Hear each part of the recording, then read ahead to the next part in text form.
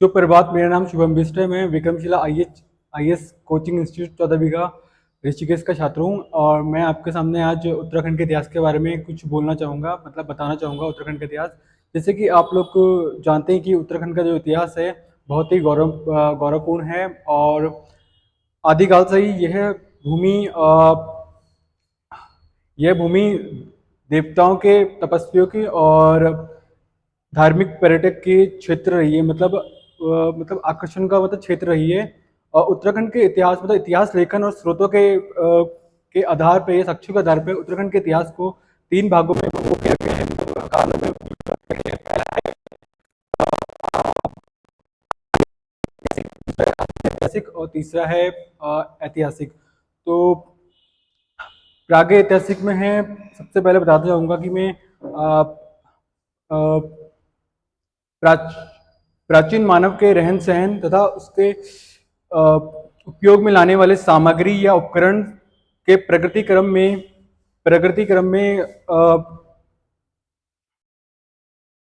में मतलब जो मतलब उसने मतलब प्राचीन मानव के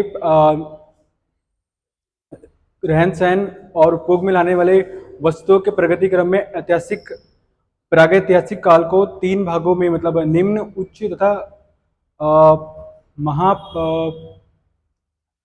महापूरा पाषाण काल में बांटा गया था। निम्न पूरा पाषाण काल, मध्य पाषाण काल और महापाषाण काल में बांटा गया है, जिसमें कि पूरा पाषाण काल में निम्न, उच्च तथा महापूरा पाषाण काल आते हैं। निम्न में कि मतलब सबसे पहले निम्न पूरा पाषाण काल में मुष्टि कुठार उपकरण मिले हैं, जो मतलब कालसी यमुना के तट से और यमुना के तट से अलकनंदा नदी श्रीनगर में है, जो वहाँ के तट से, और पश्चिम रामगंगा और खुटानी नाला जो अल्मोड़ा में है, वहाँ से प्राप्त हुए हैं। अब आते हैं मध्य पूरा पाषाण काल में। इस पाषाण काल के मुख्य उपकरण है शल्क और खुरचनियाँ, जो कि श्रीनगर से प्राप्त हुई हैं। और तृतीय है महापूरा पाषाण काल।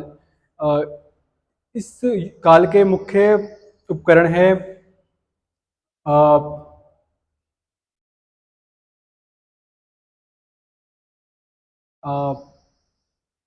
हाँ, चमकदार फलक और तक्षणियाँ, जिसका मतलब अभी तक पता नहीं चला है, किसी जगह में मतलब मिले नहीं है।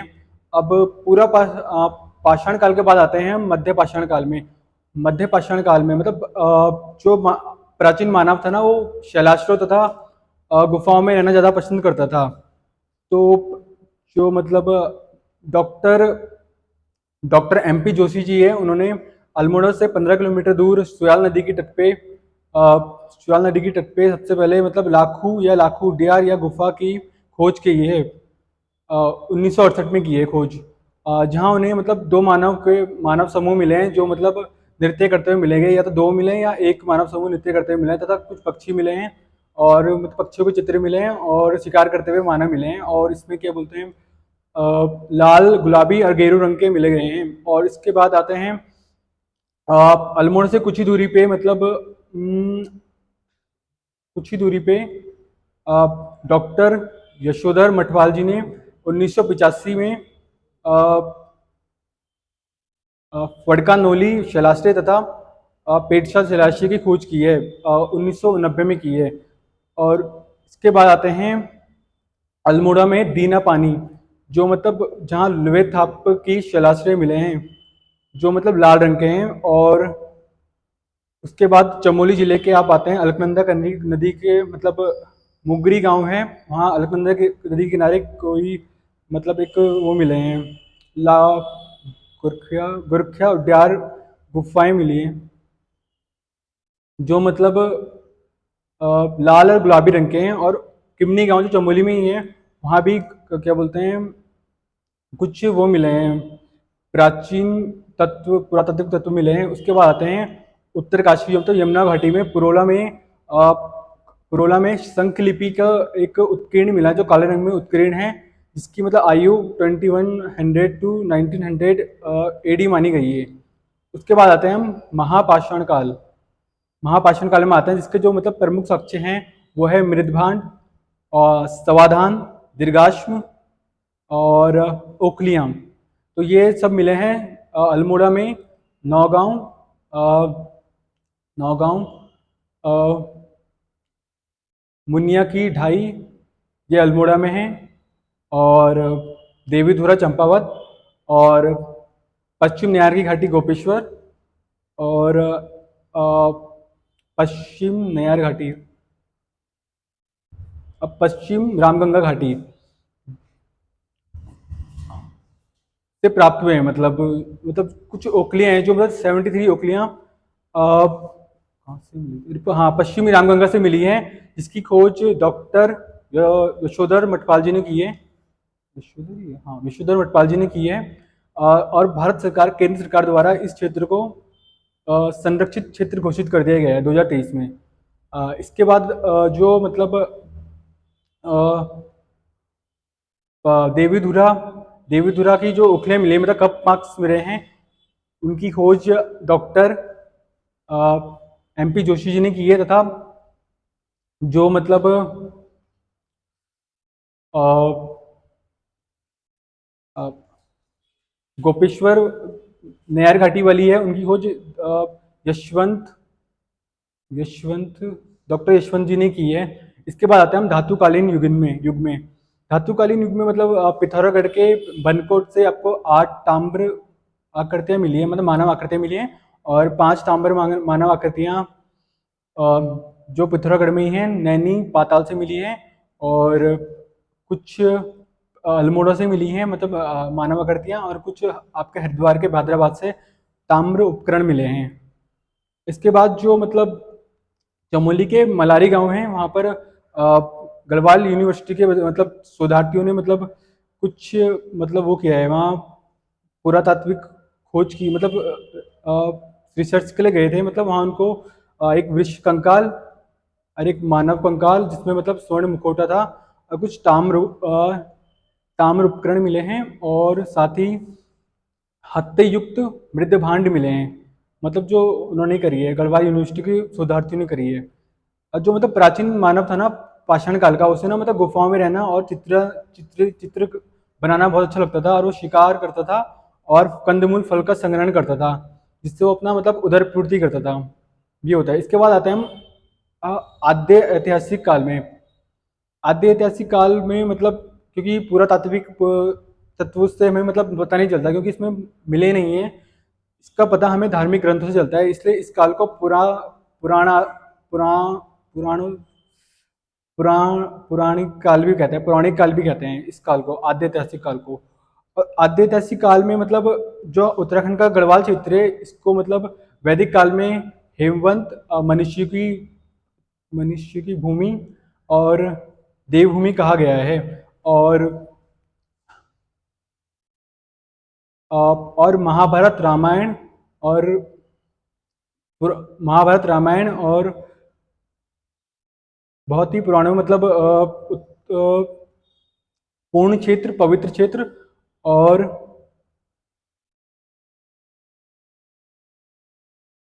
ऋषि भूमि कहा गया है, मतलब गढ़वाल क्षेत्र को आपके। और अगर आप आते हैं आप एत्रीय ब्राह्मण, मतलब एत्रीय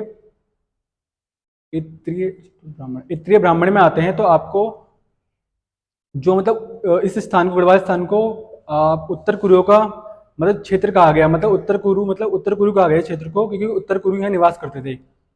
इसके बाद आते हैं कौशिकी में। कौशिकी ब्राह्मण में मतलब ना, जो गढ़वाल क्षेत्र है ना, मतलब जो वाक की देवी है सरस्वती, उनका वो कहा गया, निवास स्थान कहा गया है। इसलिए मतलब बद्रीनाथ को वाक की देवी का स्थान कहते हैं, मतलब बद्रीनाथ की जगह है। और एक स्कंद पुराण में 5 हिमालय क्षेत्रों का उसका वर्णन किया गया है: नेपाल, मानसखंड, केदारखंड और जालंधर और कश्मीर। इसमें से जो मानसखंड और केदारखंड है वो हमारे उत्तराखंड में है। स्कंद पुराण में जो मतलब केदारखंड बोला गया है, वो हरिद्वार से लेकर हिमालय तक के क्षेत्र को कहा गया है। और जो मतलब मानसखंड है वह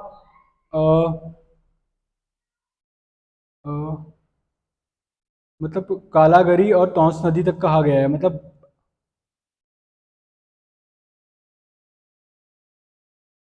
क्षेत्र को कहा गया है, मतलब मानसखंड कहा गया है। और जो मतलब पधान का पर्वत है, नंदा पर्वत, वो मतलब इन दोनों को क्षेत्र के ना मतलब वो करता है, वो इन दोनों क्षेत्र को मतलब संयोजित मतलब अलग करता है, मतलब केदारखंड को और मानसखंड को अलग करता है। और जो बौद्ध बौद्ध साहित्य है, पाली भाषा में कहा गया है बौद्ध साहित्य, उसमें मतलब क्षेत्र को हेमंत कहा गया है, गढ़वाल क्षेत्र को। और जो मतलब गढ़वाल और कुमाऊं का संयुक्त क्षेत्र है उसे खसदेश, ब्रह्मपुर और उत्तराखंड कहते हैं, मतलब उत्तर का खंड कहते हैं। अब हम आते हैं गढ़वाल क्षेत्र में। जो गढ़वाल क्षेत्र है हमारा, गढ़वाल क्षेत्र गढ़वाल क्षेत्र है, इसको वैदिक काल में हेमवंत तथा पुराण में उत्तर कुरु तथा पुराणोत्तर कहा गया है बद्रिका क्षेत्र। और बद्रिका क्षेत्र तपोभूमि तपोभूमि कहा गया है, और केदार मंडले कहा गया है, मतलब पुराणोत्तर क्षेत्र को, गढ़वाल के क्षेत्र को। और क्योंकि गढ़वाल जो शासक है, उन्होंने 52 गढ़ों का वो किया था, निर्माण किया था, उनका नाम अजय पाल है। तो इसलिए इस क्षेत्र को गढ़वाल कहा गया है, क्योंकि वो पंवार शासक थे गढ़वाल। और पुराणों में कहा गया है, ऋग्वेद में वर्णित है कि जो मतलब 100 गढ़ है ना, शंबर के राजा, शंबर जो असुर थे, उनके जो 100 गढ़ हैं उनको राजा देव इंद्र ने तथा राजा सुदास ने मतलब ध्वस्त कर दिया था।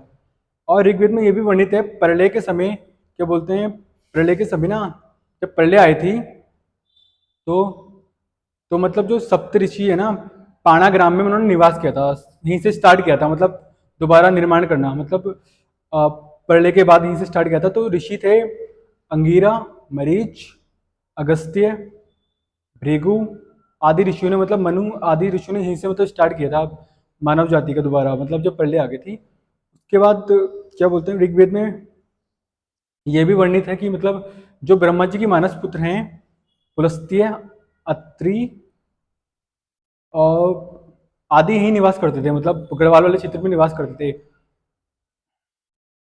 ऋग्वेद में ये भी वर्णित है कि जो जो मतलब हाँ, शिव शिव नौटियाल जी हैं इतिहासकार, शिव नौटियाल जी वो कहते हैं जो सप्त सिंधु है ना ऋग्वेद में वर्णित, वो इसी गढ़वाल क्षेत्र को कहा गया है। और जो सरस्वती नदी है वो यही है, मतलब गढ़वाल क्षेत्र में ही है, मतलब इस जो ऋग्वेद में वर्णित सरस्वती नदी है वो गढ़वाल क्षेत्र में ही है।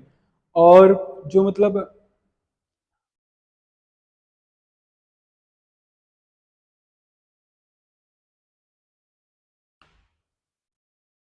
और क्योंकि विश्वन पर्वत जो टिहरी गढ़वाल में है, उसमें मतलब जो वशिष्ठ जी है ना, जब राम जी वनवास चले गए तो उन्होंने तपस्या की थी, इसे वशिष्ठ कैफ या वशिष्ठ गुफा बोला गया है। तो उन्होंने, वशिष्ठ जी ने तपस्या की थी। उसके बाद हम आते हैं देवप्रयाग में शीतोष्णीय पट्टी को, जहाँ सीता जी ने मतलब धरती पे वो किया था, माता सीता जी धरती पे समा वो गया था, अपने को समा वो गया था, अंदर मतलब वो गया था, समाया हुई, मतलब ऐसा था। और देवप्रयाग में ही राम जी का मंदिर है, जो जहाँ राम जी ने तपस्या की थी, देवप्रयाग में राम जी का मंदिर भी है। और लक्ष्मण जी ने लक्ष्मण झूला में तपस्या की थी, इसलिए लक्ष्मण झूला कहा गया है। और उसके बाद हम आते हैं जो मतलब महाभारत का वन पर्व है ना, उसमें हरिद्वार से केदारखंड के बीच में एक भृंग टुंग है, वहाँ का वर्णन किया गया है। मतलब आप वन पर्व में, और वन पर्व में ही कहा गया है कि जो मतलब पांडव लोग हैं और माता कुंती है, मतलब उन्होंने यहाँ पर वो में श्री जी के साथ आए थे, मतलब वो वन पर्व में कहा गया है। और यहीं उन्होंने मतलब बाद में अपनी स्वर्ग की यात्रा वो की थी। उसके बाद आते हैं राजा सुभाव में, जो मतलब कुणिद राजा हैं। कुनिंद राजा के जो मतलब क्षेत्र है वो गढ़वाल क्षेत्र को कहा गया है, और उनकी जो राजधानी है वो श्रीनगर है। और उन्होंने मतलब महाभारत के युद्ध में ना पांडवों की साइड से मतलब लड़ाई की थी, मतलब लड़े थे वो। और उसके बाद हैं विराटगढ़ी। विराटगढ़ी जो मतलब विराट की राजधानी है, वो है लाखा मंडल या जौनसार भाबर। उसके बाद हम आते हैं यहाँ दो प्रसिद्ध विद्यापीठ है, कण्वाश्रम और बद्रिकाश्रम।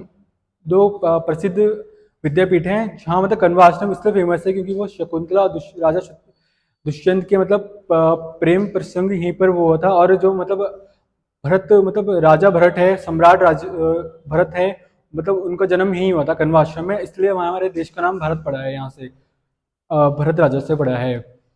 और जो आज्ञान शाकुंतलम में अज्ञानी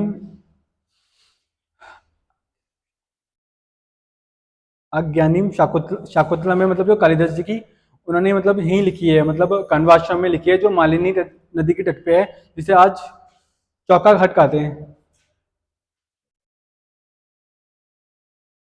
चौका घाट कहा जाता है।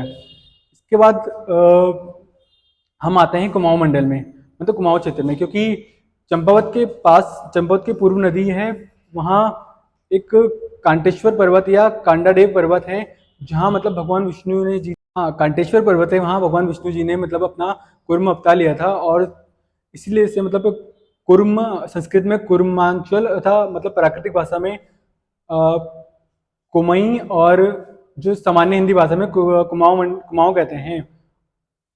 और वायु पुराण और ब्रह्म पुराण में वर्णित है कि यहाँ खस, किन्नर, यक्ष, मतलब यक्ष, किन्नर और गंधर्व आदि जातियों का निवास था। अब हम आते हैं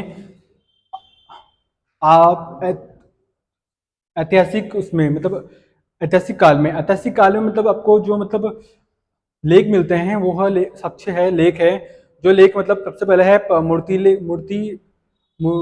मंदिर लेख, ताम्र लेख, मुद्रा लेख, मूर्ति पीठिका लेख, त्रिशूल लेख,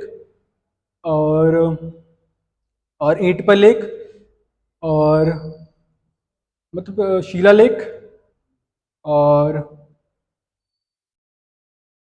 मतलब आदि लेख मिलते हैं। और 257 ईसा पूर्व जो मतलब अशोक, राजा अशोक है, उन्होंने मतलब अपनी उत्तरी सीमा, जो कि कालसी नदी के तट पे यमुना जी और टॉन्स नदी के संगम पे है, उन्होंने मतलब एक एक अभिलेख मतलब प्राकृतिक ब्राह्मी भाषा में वो करवाया है, लिखवाया है, कि इसमें लिखवाया है कि मतलब जो मतलब वहाँ के मानव, उन्होंने मानव तथा पशुओं के लिए चिकित्सा की व्यवस्था कर दी है, जिससे मतलब वो हिंसा छोड़ दें और अहिंसा को अपना ले। और जो मतलब जो रानी ईश्वर है, उनके जो लेख हैं वो लाखा मंडल से मिलते हैं, जौनसर भावर के सेट से मिलते हैं, शिलालेख। और जो मंदिर लेख हैं वो केदारनाथ, गोपेश्वर, कालीमठ आदि से मंदिर लेख मिलते हैं। और जो गुफा में उत्कीर्ण हैं, गुफा के दीवारों में उत्कीर्ण हैं, वह मिलते हैं आपके देवलगढ़ और कौलसारी से मिलते हैं। और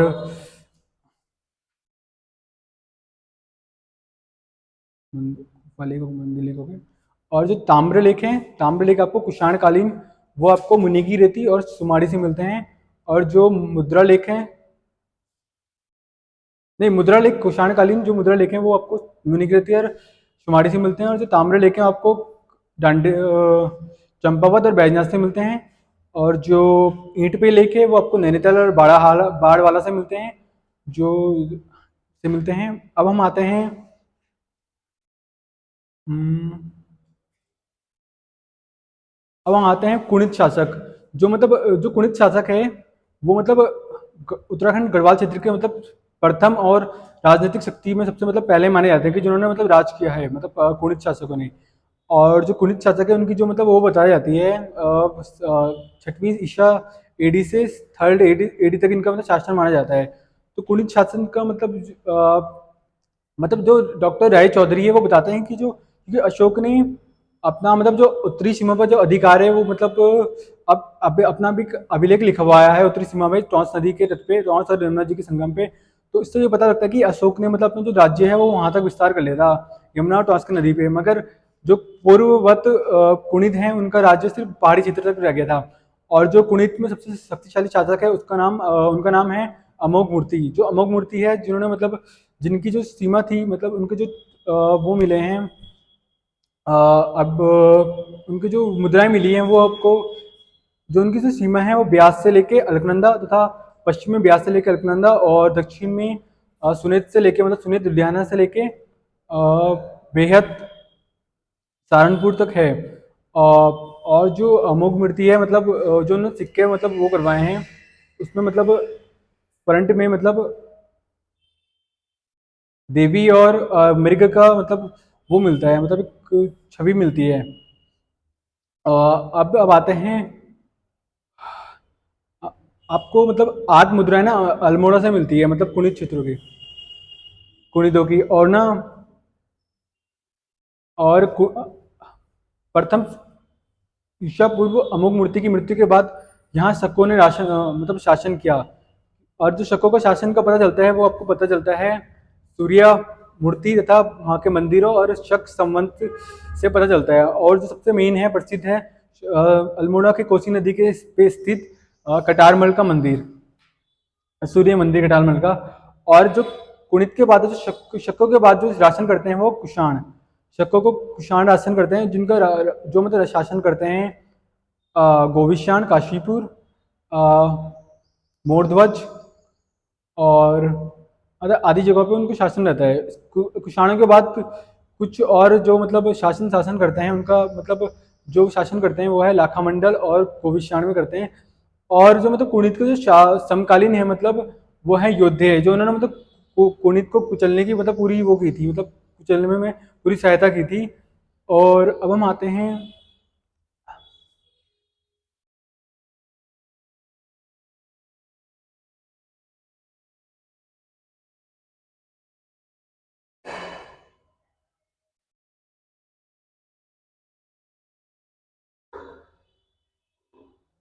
इतना ही है।